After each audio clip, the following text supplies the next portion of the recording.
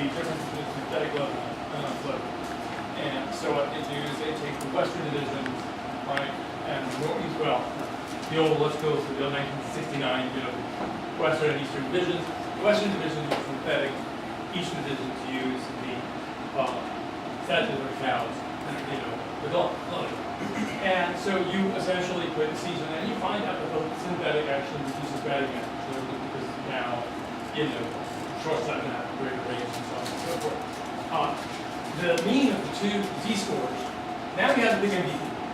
The mean of the two, so in the team with the synthetic, the division with the synthetic, you have a lower batting average. You calculate, the Z-scores for the two populations, the two different population means.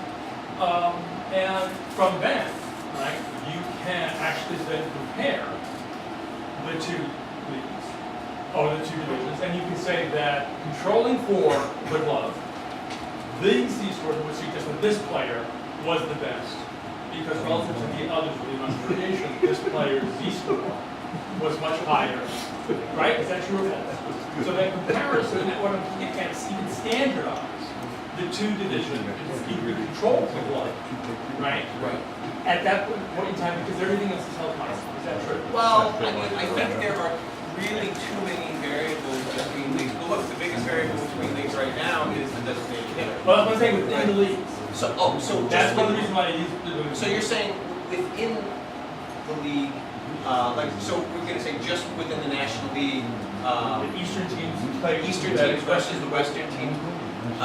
Yes, except there still are other variables like the ballparks aren't standardized, right? So ballparks in the Eastern Division are different. The weather is different, right? What effect that has on you. So my follow-up question is this: I'm not entirely sure why this is. Excuse me, gentlemen, could we? I'm not entirely sure why this is for. Net of the fact that you can't control for the experiences at the time. You can't compare Babe's 5.7 to Bonds' 3.4 because Babe never had to hit against Satchel Paige and Roy Hill as their 4-5 bat. But neither. But on the other side of it, yes, Bonds had the steroids, but he also had to play 38,000 little teams and had to travel to play for the big hit. So what I'm saying is the same circumstances preclude, I would suggest, because the Z-scores are going to be based on a mean that's tied to all these experience factors. The comparisons leads us to simply say that they had a season that was extraordinary relative to his peers, but not relative to Bonds. Okay, so here's the thing, right? So the Z-score is calculated using the mean and standard deviation of that particular sample. Okay, so you're right. Babe Ruth didn't have to face Satchel Paige and Bob Gibson and Pedro Martinez and so on and so forth, but neither did his peers. Okay, so relative to all of that, right? Babe Ruth didn't get to play with a juiced baseball, but neither did his peers. So across the board, those were relatively similar conditions. And so that's why, so the Z-score is essentially, in overly simplistic terms, how Babe Ruth, performed relative to the mean performance and the range of his peers who played under roughly the same circumstances. Now, nothing is 100% perfect in terms of being able to standardize conditions, even on a field which is standardized and so on and so forth. But I don't want to take away from other.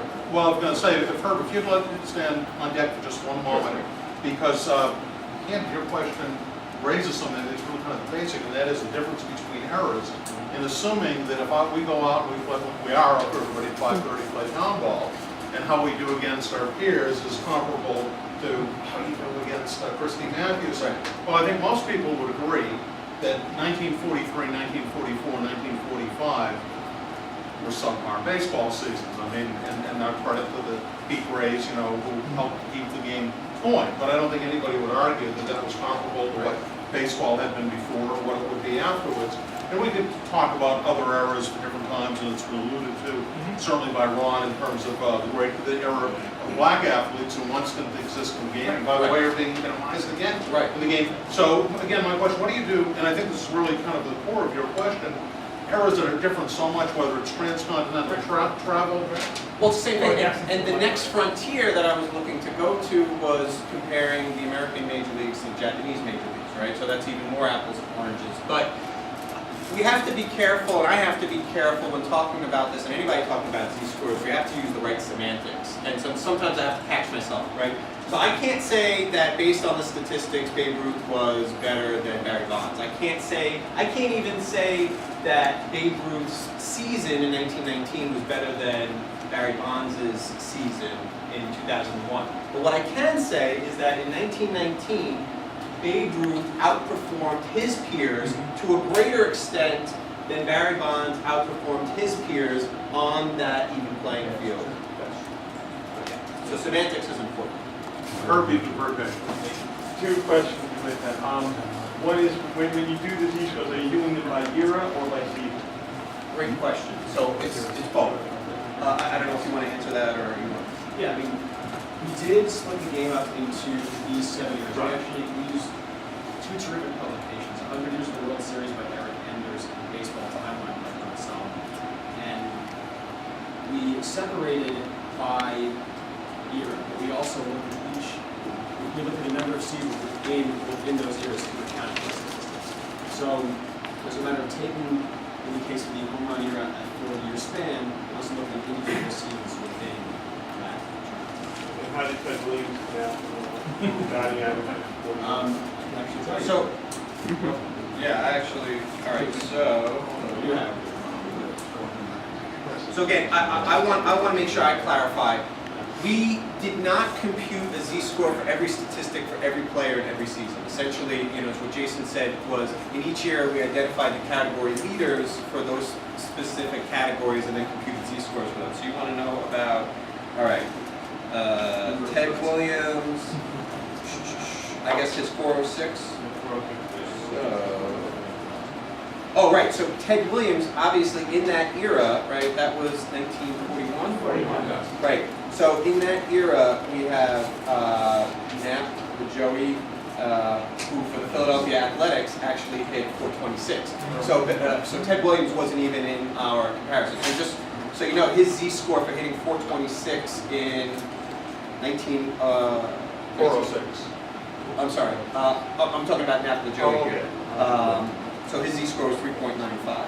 So I just want to go, hold on one second.